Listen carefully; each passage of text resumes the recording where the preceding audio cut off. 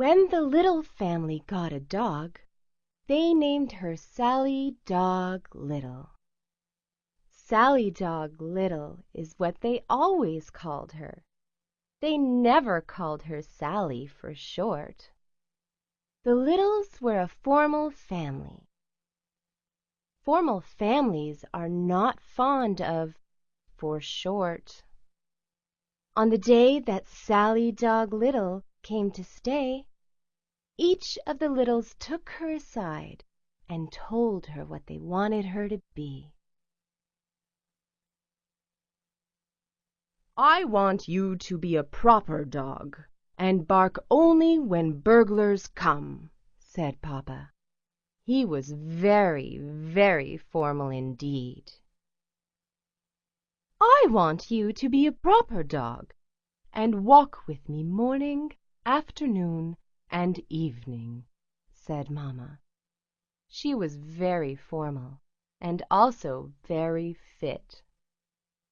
"I want you to be a proper dog, and to sleep on my bed at night, and to cuddle up close," said Twinkle Little, who was still too young to be truly formal, but for whom her parents had great hopes. Sally Dog Little commenced her working life. She was glad to sleep on the bed. "What a good dog!" said Twinkle Little, each and every morning. She enjoyed the walking. "What a good dog!" said Mamma Little, as they huffed and puffed along.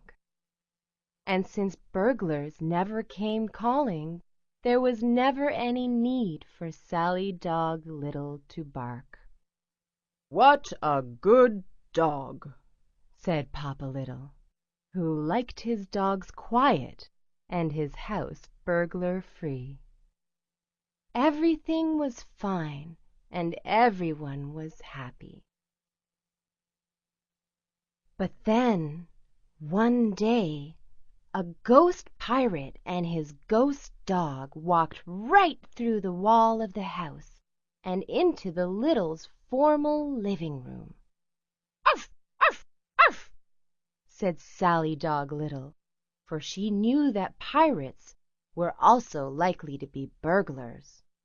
"Arf! Arf! Arf!" she said, and then for good measure she added, "Bow wow wow!" "Burglars!" cried Papa Little.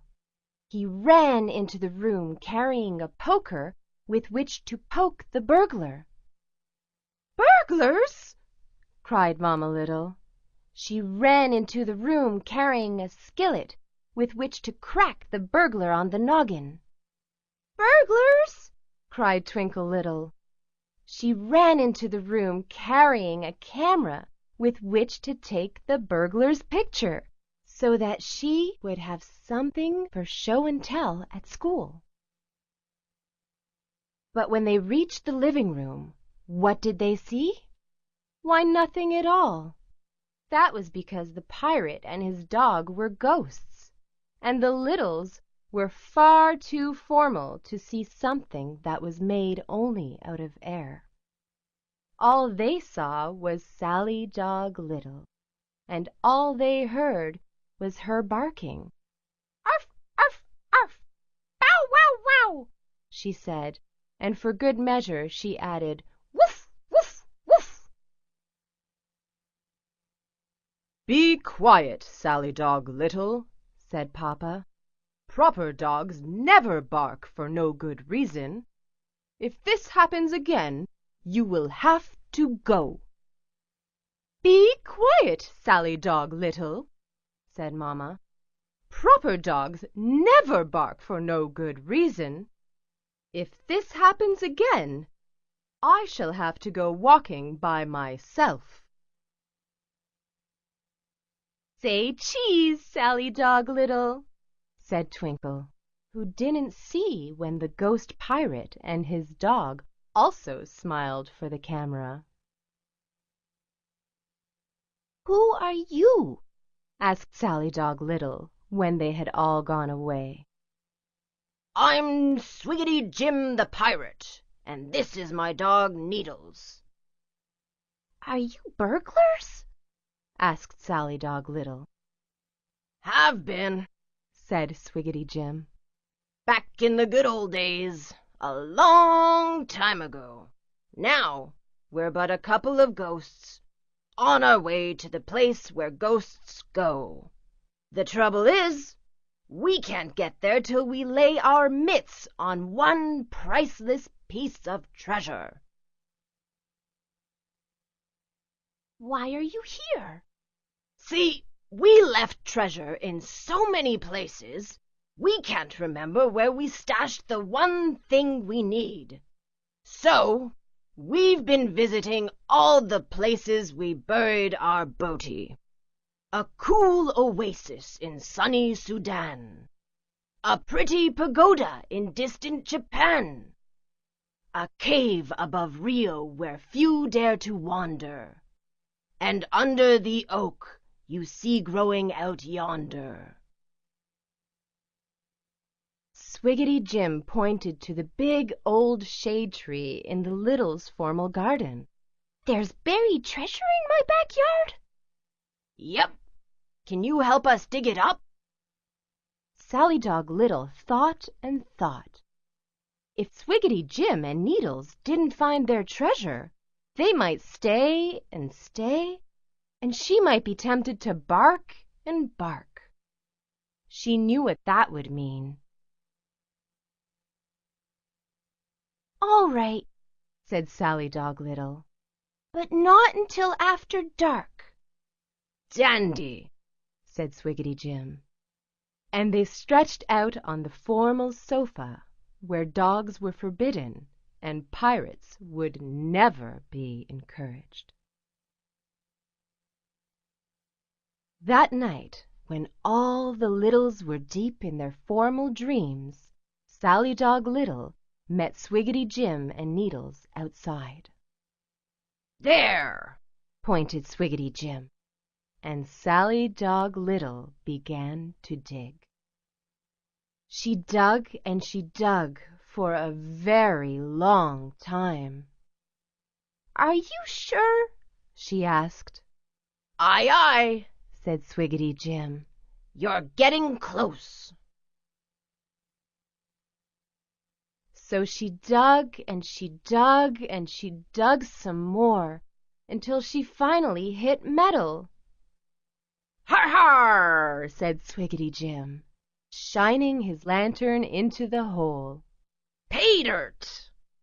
Needles and Swiggity Jim danced a hornpipe while Sally Dog Little hauled up a chest.